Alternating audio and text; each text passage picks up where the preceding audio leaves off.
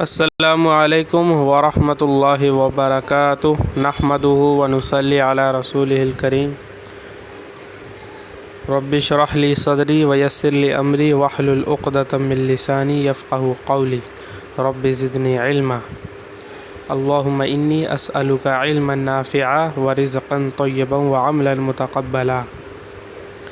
تو مستثنی کی بحث چل رہی تھی، یہ منصوبات کی قسم میں سے ہے مستثنی۔ تو اس میں ہم نے پڑھا تھا کہ اگر مستثنی جو ہے وہ مفرغ ہو، یعنی جو ہے اس میں اس کا مستثنی منہ مذکور نہ ہو، جیسے کہ اس میں آ رہا ہے مستثنی منہ مذکور نہیں ہے، اور کلام موجب یعنی جس میں نفی نہیں استفہام ہو، تو اس وقت جو ہے جو مستثنی ہے وہ فاعل کا بدل بن جائے گا یا مفعول کا بدل بن جائے گا، یعنی مستثنی کا وہی اعراب ہوگا جو وہ عامل کے مطابق ہوگا۔ اگر عامل اس کو نصب دیتا ہے مستثنی منہ کو، تو مستثنی منہ تو ذکر ہی نہیں ہے، تو اس لیے اس کا نصب کس پہ آئے گا؟ مستثنی پر آئے گا۔ اور اگر اس کا عامل جو ہے اس کو رفع دیتا ہے، پیش دیتا ہے، تو اس کا پیش جو ہے وہ بھی مستثنی پر آئے گا، اور اگر زیر دیتا ہے تو وہ بھی مستثنی پر آئے گا۔ مستثنی یہ آخری قسم ہے، اس کے بعد پھر غیرہ کی بات آئے گی۔ مستثنی بعد لفظ غیرہ سوا سوا، سوا اور سوا، سوا اور سوا، حاشا کے واقع ہو، یعنی یہ چار لفظ ہیں، غیرہ، سوا، سوا، حاشا کے بعد واقع ہو تو مستثنی کو مجرور پڑھتے ہیں۔ ان کے بعد اگر آتا ہے تو اس کو مجرور پڑھیں گے، یعنی اس پہ کسرہ زیر پڑھیں گے۔ جاءنی القوم غیر زید، یہ غیرہ کی مثال ہے، اور وسوا زید، یہ سوا کی مثال ہے، وسوا زید، یہ سوا کی مثال ہے، اور وحاشا زید، حاشا زید، اور یہ حاشا کی مثال ہے۔ تو یہاں پہ ان سب پہ زبر یہ غیرہ پہ تو صاف ظاہر ہو رہا ہے، اور سوا پہ ظاہر ہو رہا ہے، باقی ان دونوں پہ نہیں ہو رہا ہے، سوا اور حاشا، کیونکہ ان کے آخر میں الف آ رہا ہے نا، اس پہ حرکت پتہ نہیں چلتی الف پہ۔ آگے اعراب کی قسمیں آ رہی ہیں، اس میں جو ہے اسی کا بیان ہے، تو الف پہ حرکت کا پتہ نہیں چلتا، وہ بھی آگے آ رہا ہے۔ تو ان پہ زبر اس لیے آ رہا ہے کیونکہ مستثنی کیا ہوتا ہے؟ منصوب ہوتا ہے۔ اعراب لفظ غیرہ، اب لفظ غیرہ کا اعراب کیا ہوگا یہ بتا رہے ہیں، یعنی لفظ جو غیرہ ہے اس کا خود کا اعراب کیا ہوتا ہے، یعنی تینوں حالتوں میں، جب کسرے کی حالت میں اور فتحے کی حالت میں اور ضمہ کی حالت میں۔ یہ تو ابھی معلوم ہوا کہ غیرہ کے بعد مستثنی مجرور ہوتا ہے، اس پہ زیر آتا ہے۔ اب یہ بتایا جاتا ہے کہ لفظ غیرہ کا اعراب تمام مذکورہ صورتوں میں ایسا ہوگا جیسا کہ مستثنی با الا کا ہوتا ہے، جیسا کہ ذیل کے نقشے سے معلوم ہوگا۔ الا کا جو ہوتا ہے نا، الا کے بعد جو لفظ آتا ہے، الا کے بعد، تو غیرہ کے بعد بھی جو لفظ آئے گا اس کا اعراب بھی الا کی ہی طرح ہوگا، یہ بتا رہے ہیں۔ جاءنی القوم غیر زید، یہ مستثنی متصل کی مثال ہے۔ جاءنی القوم غیر زید، اس میں غیرہ پہ دیکھیے زبر آیا، الا کی وجہ، الا جو ہے اس کے بعد والے پہ زبر آتا ہے، جیسے الا زیدن تھا اوپر، تو اس لیے غیرہ پہ زبر آیا۔ سجد الملائکۃ غیر ابلیس، اور یہ تو ہمیشہ منصوب ہی ہوتا ہے، مستثنی منقطع جس کو منفصل بھی کہتے ہیں۔ ما جاءنی غیر زید القوم، دیکھیں میں نے آپ کو تنوین والی بات بتائی تھی، اب زیدن اگر آگے ملانا ہو تو الف لام کا لام ساکن ہے، یہاں پہ تنوین ختم ہو رہی ہے تو اس کو نون قطنی دیں گے۔ اب یہ چاہے، یہ بات میں بتانا بھول گیا تھا کہ یہ صرف موصوف صفت میں نہیں ہوگا، اگر موصوف جو ہے وہ تنوین والا ہو اور صفت جو ہے پھر الف لام کے ساتھ لائی جائے، تو جیسے میں نے اس میں مثال دی ہے آپ کو جملے کی ترکیب میں اور ترتیب میں، تو اس میں جو ہے جب بھی جو ہے تنوین کے بعد کوئی ایسا لفظ آئے گا جو ساکن ہو، تو پھر اس تنوین کے نون کو ظاہر کریں گے اور اس پر زیر دیں گے، تو زیدن القوم کہیں گے، کیا کہیں گے؟ غیرہ زیدن القوم، زیدی نل قوم کہیں گے، نون پہ کسرہ دیں گے، جو تنوین کا نون ہے اس پر کسرہ دیں گے، اور اس کو چھوٹا سا کر کے لکھ دیتے ہیں، یا نہیں بھی لکھتے، قرآن کریم میں لکھ دیتے ہیں اکثر، بہت ساری جو مصحف ہیں جو قرآن کریم لکھے ہوئے ہیں ان میں نون دے دیتے ہیں لکھا ہوا۔ ما جاءنی غیر زیدن القوم، اس کا اس بحث سے کوئی تعلق نہیں ہے، الگ سے بات ہے یہ کیسے ملا کر پڑھتے ہیں، اور ملا کر پڑھنا زیادہ اچھا ہے۔ عرب بھی ملا کر ہی پڑھتے ہیں اکثر، بہت کم جو ہے وقف کرتے ہیں جب ان کی سانس ٹوٹتی ہے، جب وقف کرتے ہیں، ورنہ ملا کر ہی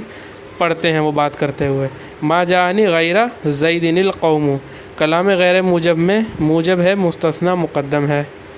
دیکھیے کلام غیر موجب ہے اور مستثنیٰ کیا ہے اس میں، مستثنیٰ مقدم ہے، یعنی جو القوم مستثنیٰ کو پہلے لیا اور القوم کو بعد میں، جیسے وہاں پہ احدن کا لفظ آیا تھا، ما جاءنی الا زیدن احدن، تو اس والی صورت میں بھی غیرہ پہ زبر آئے گا۔ اور یہ آخری صورت اس میں کیا ہے، ما جاءنی احدن غیر زیدن و غیر زیدن، اس میں جو ہے دو طریقے سے پڑھ سکتے ہیں۔ یہ کلام غیر موجب ہے، مستثنیٰ منہ مذکور ہے، تو اس میں دو طریقے کے اعراب پڑھ سکتے ہیں اب، غیر زیدن اور غیر زیدن۔ کلام غیر موجب ہے، مستثنیٰ منہ مذکور ہے، اس میں دو صورتیں ہیں، استثناء و بدل۔ ما جاءنی غیر زیدن، ما رأیت غیر زیدن، ما مررت بغیر زیدن، ان تینوں مثالوں میں غیرہ کا اعراب عامل کے مطابق ہے۔ فائدہ، لفظ غیرہ کی اصل وضع تو یعنی اس کو جو بنایا گیا ہے، وضع مانے بنانا رکھنا، تو صفت کے لیے ہے، مگر کبھی استثناء کے لیے بھی آتا ہے۔ اسی طرح الا استثناء کے لیے موضوع ہے اور کبھی صفت کے لیے آتا ہے، جیسا کہ اللہ تعالیٰ نے فرمایا لو کان فیہما آلہۃ الا اللہ لفسدتا، ایسے ہی لا الہ الا اللہ ای غیر اللہ، یعنی غیرہ جو ہے یہ صفت کے لیے بنایا تھا بنانے والے نے، مگر کبھی استثناء کے لیے استعمال کر لیتے ہیں، یعنی مطلب جدائی پیدا کرنے کے لیے، ورنہ یہ صفت ہوتی ہے، اس کے معنی ہوتے ہیں نہ ہونا یا علاوہ بھی ہوتے ہیں اس کے معنی، جب یہ صفت بنے گی، یا دوسرے بھی ہوتے ہیں اس کے معنی۔ صفت کے تعلق سے تو یہ منہاج العربیہ میں استعمال ہوا ہے صفت کے معنی میں، وہاں آپ دیکھ سکتے ہیں اس کو۔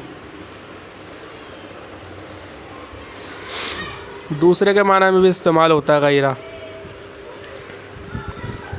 اور الا جو ہے یہ استثناء کے لیے بنایا گیا ہے، لیکن صفت کے لیے بھی آتا ہے، جیسے کہ اللہ تعالیٰ نے فرمایا لو کان فیہما، اگر ان دونوں میں یعنی آسمان و زمین میں بہت سارے معبود ہوتے ہیں، آلہۃ الا اللہ، اللہ کے سوا، تو اللہ کے سوا، اللہ کے علاوہ، اللہ کا دوسرا یعنی اللہ کا غیر، تو یہ دونوں کے دونوں آسمان و زمین کیا ہو جاتے ہیں، فاسد ہو جاتے، برباد ہو جاتے ہیں، لفسدتا، تو دونوں میں فساد برپا ہو جاتا۔ تو الا جو ہے یہاں پہ صفت کے معنی میں ہے۔ تو امید ہے آپ کو سمجھ میں آ گیا ہوگا۔ ابھی یہ اگر نہ بھی سمجھ میں آئے تو ہدایت النحو میں انشاءاللہ تعالیٰ آپ کو سمجھ میں آ جائے گی۔ باقی اگر آپ یہیں پہ اچھے سے اس کو 2-3 بار دیکھ لیں تو آپ کو اچھی سے، بس اس میں یاد کرنے کا کام ہے، جب آپ استعمال کریں گے آگے پڑھیں گے۔ ابھی تو آپ کے سامنے سینٹنسز نہیں ہے، نہ ہی کسی سٹوری میں یہ لفظ استعمال ہوئے ہیں، کسی قصے میں، تو اس وجہ سے جو ہے آپ کو ابھی سمجھ میں نہیں آ رہا، لیکن جب استعمال ہوں گے تو آپ کو بہت اچھے سے سمجھ میں آئے گا۔ مجرورات جو ہے اس کی بحث آ گئی فصل نمبر 14۔ جو اسم مجرور ہوتے ہیں وہ دو ہیں، اسم جو ہے جو مجرور ہوتے ہیں وہ دو ہیں، ایک تو مضاف ہے جیسے غلام زیدن، دوسرے وہ جس پر حرف جر داخل ہو جیسے بزیدن، دوسرے وہ جس پر حرف جر داخل ہو، اور ایک وہ جو مضاف الیہ ہوں۔ یہ دو ہی مجرور ہوتے ہیں کلام عرب میں، اس کے علاوہ کوئی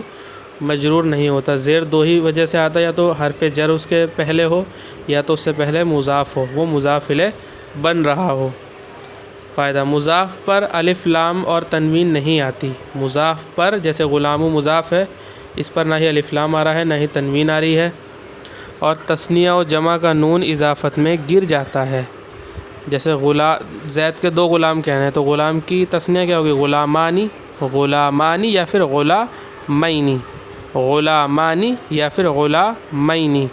غلامینی جب کہیں گے جب یہ آبجیکٹ بنے گا یا پھر پریپوزیشن بنے گا، پریپوزیشن سے مل کے جب بنے گا، جب مجرور ہوگا تب غلامینی کہتے ہیں، ورنہ جب سبجیکٹ بنتا ہے تو غلامانی کہتے ہیں، یعنی الف کے ساتھ لکھتے ہیں۔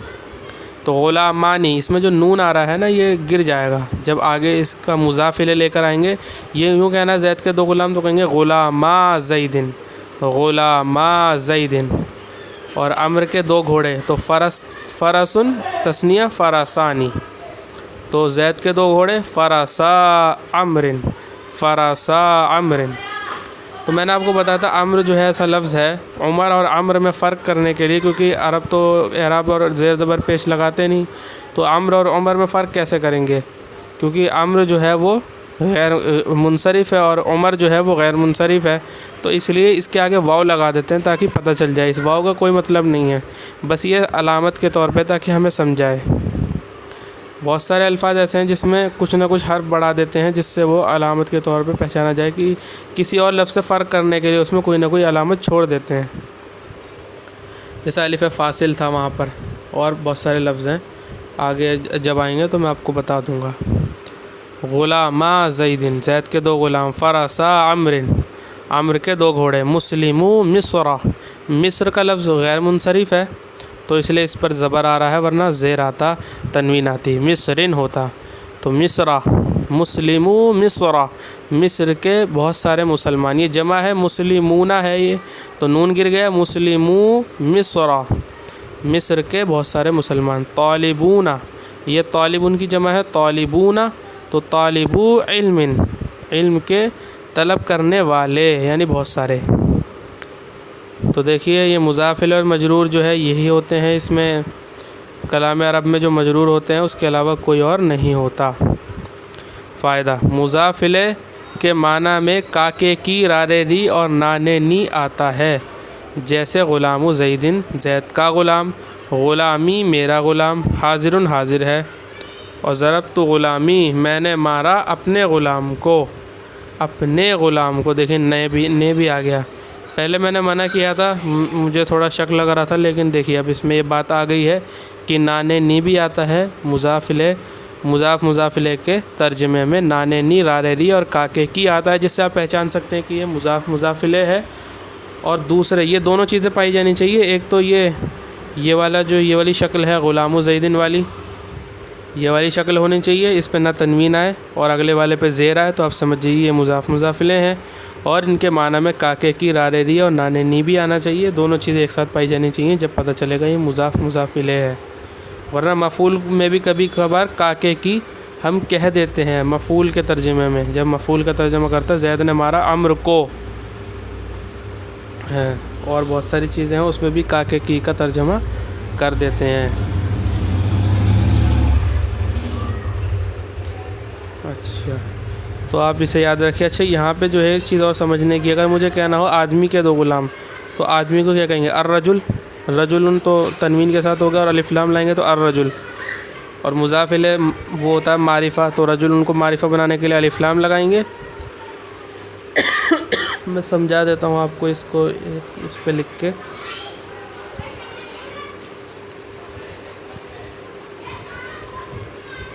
مجھے کہنا ہو آدمی کے 2 غلام، تو غلاما کر دیں گے اسے، غلاما، اور آدمی کے تو اس پہ مضاف الیہ پہ الف لام آتا ہے، تو الرجل، آدمی کے 2 غلام، تو آدمی کے 2 غلام، تو اسے پڑھیں گے نا تو یہ ایسا پڑھنے میں آئے گا، غلام الرجلی، غلام الرجلی، الف جو ہے اس کو کھینچیں گے نہیں اس وقت، جب آگے والے لفظ سے الف لام سے ملائیں گے، اور یہ مدہ ہو، مدہ تو آپ کو معلوم ہے، الف سے پہلے زبر ہو، واو سے پہلے پیش ہو، یا سے پہلے زیر ہو، تو مدہ ہوتا ہے، کیونکہ انہی کو کھینچنے سے پیدا ہوتے ہیں یہ۔ تو جب اس طریقے کی صورت ہو تو اس میں پھر ایسے نہیں پڑھیں گے غلاما الرجلی، ایسے نہیں پڑھیں گے، بلکہ اسے ملا دیں گے، غلام الرجلی پڑھیں گے، لیکن لکھنے میں ایسے ہی آئے گا، وہ تو سامنے والا آپ کے بولنے کے انداز سے سمجھے گا، اور جب لکھا ہوگا تو اس میں دیکھ کے ہی پتہ چل جائے گا، اور جب کسی سے بات کریں گے تو وہ آگے پیچھے دیکھ کے، یا پھر جو ہے اس میں پیچھے کیا بات چل رہی تھی اس سے پہچانے گا، یا تو پھر جو ہے وہ اندازہ لگائے گا، تو اس حساب سے ہی سمجھا جائے گا۔ اور دوسری چیز، اگر یہ جمع ہو، یعنی مجھے کہنا ہو آدمی کے بہت سارے گھوڑے کہنے ہو مثال کے طور پہ، تو فرسونا ہم کہیں گے، فرسونا، نون گر جائے گا اور آگے الف لام لے آئیں گے، مضاف الیہ پر الف لام آتا ہے، مضاف پر نہیں آتا ہے، تو فرسو الرجلی کہیں گے اس وقت، جو فرسو الرجلی نہیں کہیں گے، فرسونا تھا یہ، نون گر گیا تو فرسو رہ گیا، تو فرسو الرجلی نہیں کہیں گے بلکہ کیا کہیں گے فرس الرجلی. تو یہ واحد کی طرح لگے گا سننے میں اس وقت کہ آپ ایسا کہہ رہے ہیں فرس الرجلی. تو وہ جو ہے لکھا ہوا دیکھیں گے جب ہمیں پتہ چلے گا، یا پھر جو سامنے والا جو ہے وہ سینس کرے گا، سمجھے گا، اندازہ لگائے گا، جب اسے سمجھ میں آ جائے گا. اور دھیرے دھیرے جب آپ ماہر ہو جائیں گے تو آپ سننے کی آپ کی جو لسننگ پاور مضبوط ہو جائے گی تو آپ سمجھ بھی جائیں گے دھیرے دھیرے. تو فرس الرجلی اور فرس الرجلی ان میں پڑھنے میں کوئی فرق نہیں ہے، باقی لکھنے میں فرق آئے گا. بس یہی سمجھانا تھا آپ کو. فرس الرجلی پڑھیں گے کیونکہ دیکھیے واو سے پہلے پیش ہے، اس وقت یہ مدہ ہوگا، اور مدہ جب ہوگا تو آگے جب ملائیں گے ساکن سے تو اس کو جو کھینچیں گے نہیں. تو فرس الرجلی پڑھیں گے آپ اسے. آدمی کے بہت سارے گھوڑے.